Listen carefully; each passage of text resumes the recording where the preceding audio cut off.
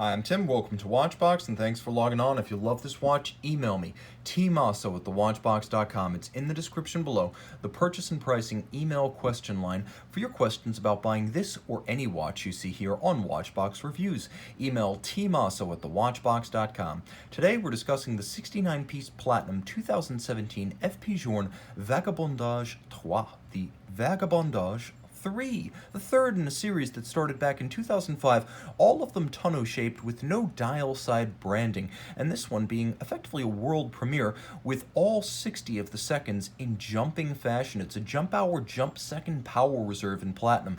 Throw it on the wrist, it's easy to wear. The watch is compact. The best way to describe it is broad and flat, 37.8 millimeters from 9 o'clock to 3 o'clock.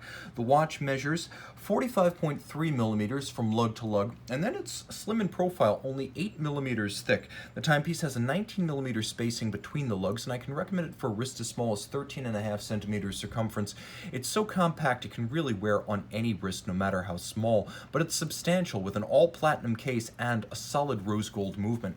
Let's take a look at the hardware and the software. The first thing to reveal here is that this watch has been fitted to a remarkable premium Jean Rousseau Parisian-made strap made by hand. These are all custom straps, and this one with a lovely gray semi-gloss large rectangular scale alligator leather, a rose gold contrasting stitch, folded edge, and as you can see on the underside, more alligator leather, just as you'd find on a Journe factory strap.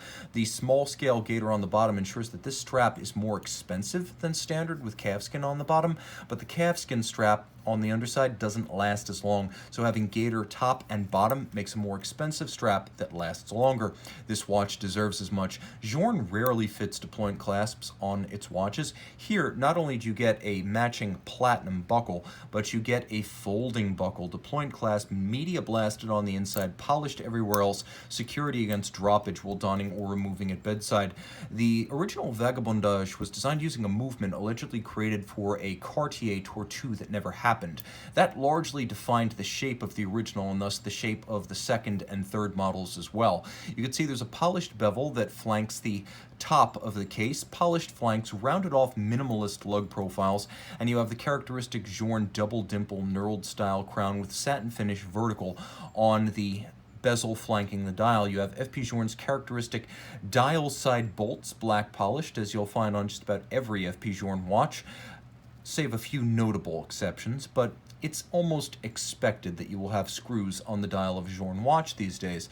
You can see that the power reserve indicator for the 30-hour manual wind power reserve sits up at 1 o'clock, and then there's a smoked sapphire that features silk-screened railroad track for reading the minutes, and the minute scale is the only one on this watch that does not jump.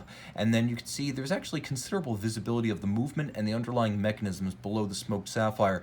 The individual apertures for the time indication, you can see right now it is 9:15 and 18 seconds. The timepiece is dynamic in every regard, but when you get down to about 10 hours of power reserve remaining, the jumping seconds changes its mode into scrolling seconds because a Remontoir d'égalité or a constant force device like the Chronomet Optimum or the Tourbillon actually powers this jumping indication. So not only are you looking at 1 second jumps, but you are actually looking at 1 second bursts of power that the Remontoir assembly transmits from the mainspring barrel to the escapement, which means this watch has a constant force device to maintain more or less consistent amplitude, or effectively the same amplitude, for roughly 2/3 of the power reserve of the watch, which is an impressive feat in any regard whatsoever, especially on a watch that includes a complex jumping digital scale.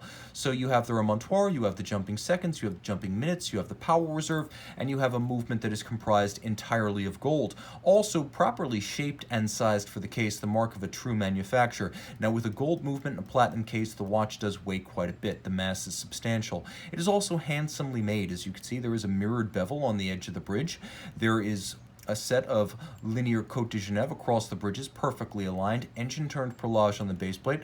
All screws have been black polished, and there is satination on all of the wheels. It beats away at 21,600 vibrations per hour, and as you can see, this movement caliber 1514 has a free-sprung balance with a large inertia to better shake off shock or concussion-induced timing deviation. All of this pivoting on 32 joules and 30 meters water resistant, so it is not an aquatic timepiece, but hey, no one's perfect. Email tmosso for purchase and pricing details of this FP Journe Vagabondage III.